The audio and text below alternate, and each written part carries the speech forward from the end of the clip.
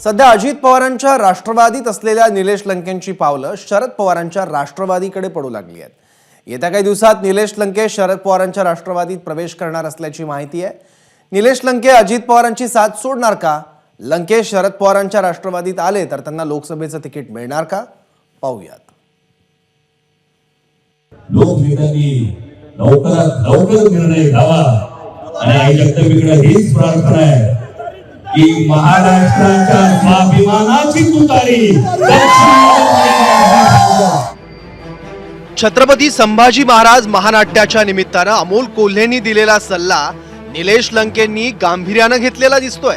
कारण निलेश लंकेंची पावलं शरद पवारांच्या राष्ट्रवादीकडे पडू लागली आहेत। निलेश लंके अजित पवारांची साथ सोडून शरद पवारांच्या राष्ट्रवादीत येणार असल्याची चर्चा आहे। येत्या काही दिवसातच हा पक्षप्रवेश होईल अशी माहिती सूत्रांनी दिली आहे। नाही कुणी काही सांगत गाडीची एंट्रीचा काय संबंध? मी जर गेलोच नाही तिथं एंट्री कुठून व्हायची? नाही काय असतं, मी अजून त्या गोष्टीचा विचारच नाही केला। मला जर आहे ना एखाद्या ठिकाणी एखाद्या गावाला जायचंच नाही, तिथं ऍड्रेसच विचारायच्या भानगडीत पडायचं नाही ना।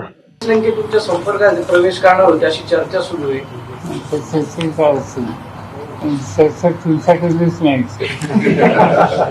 निलेश लंकेंनी आज अमोल कोल्हेंची भेट घेतली।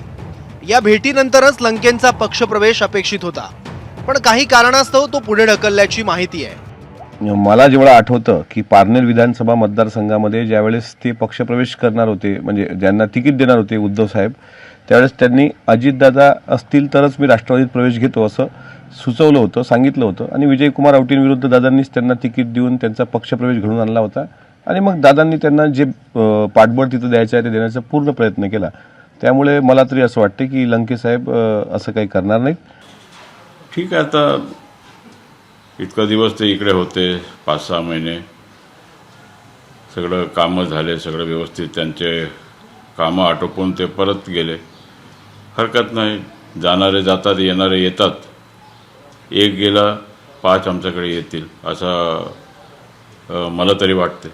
ते अनेक दिवसापासून लोकसभा नगरची लढवण्याची तयारी होते आणि ती जागा आता भारतीय जनता पक्षाला असल्यामुळं ती त्यांना मिळण्याची शक्यता नव्हती, म्हणून ते कदाचित तिथे गेले असते। पण या जागा वाटपामुळे मध्ये जर काय प्रत्येक निवडणुकीत असं होत असतं, माणसं जात असतात, येत असतात। मला त्याविषयी माहीत होते की निलेश लंके हे पुन्हा शरद पवार यांच्याकडे येतील आणि त्या भागातून निवडणूक लढवतील। निलेश लंके हे तळागाळातले कार्यकर्ते आहेत।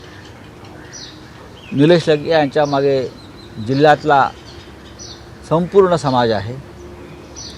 निलेश लंके हे सामान्यांचे प्रतिनिधी आहेत आणि त्यांनी जर आज पुन्हा शरद पवारांकडे प्रवेश केला असेल तर महाराष्ट्र त्यांच्या प्रवेशाचं स्वागत करतो। निलेश लंके घरवापसी करण्याच्या निर्णयापर्यंत का आले आहेत तेही पहा। महाविकास आघाडीत जर नगर दक्षिणची जागा राष्ट्रवादी काँग्रेस शरदचंद्र पवार पक्षाला सुटल्यास निलेश लंके उमेदवार असण्याची शक्यता आहे। अजित पवार यांनी वेगळा निर्णय घेतला असला तरी पहिल्यापासून लंके यांनी दोन्ही गटाशी जाणीवपूर्वक जुळवून घेतलाय। लंकेंनी सोशल मीडियात प्रसिद्ध केलेल्या पोस्टरवर शरद पवार, अजित पवार, प्रफुल्ल पटेल यांच्यासह सुप्रिया सुळे आणि सुनील तटकरे यांचे फोटो आहेत।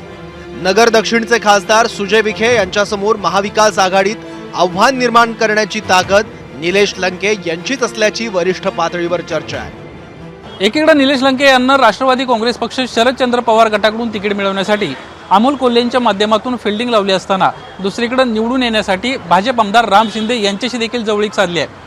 जर निलेश लंके राष्ट्रवादी काँग्रेस पक्ष शरदचंद्र पवार गटात आले तर 6 पैकी नगर जिल्ह्यामध्ये 3 राष्ट्रवादी काँग्रेस पक्ष शरदचंद्र पवार गटाचे आमदार असणार आहेत। एकीकडे निलेश लंके यांनी महाविकास आघाडीच्या माध्यमातून लोकसभेच्या मैदानात उतरण्याची तयारी सुरू केली आहे, तर दुसरीकडे भाजप नेते राधाकृष्ण विखे पाटील यांच्या दिल्ली वाऱ्याही वाढल्या आहेत। त्यामुळे जर पुन्हा सुजय विखे यांना संधी मिळाली तर निलेश लंके विखेंविरोधात दंड थोपटण्याची शक्यता आहे।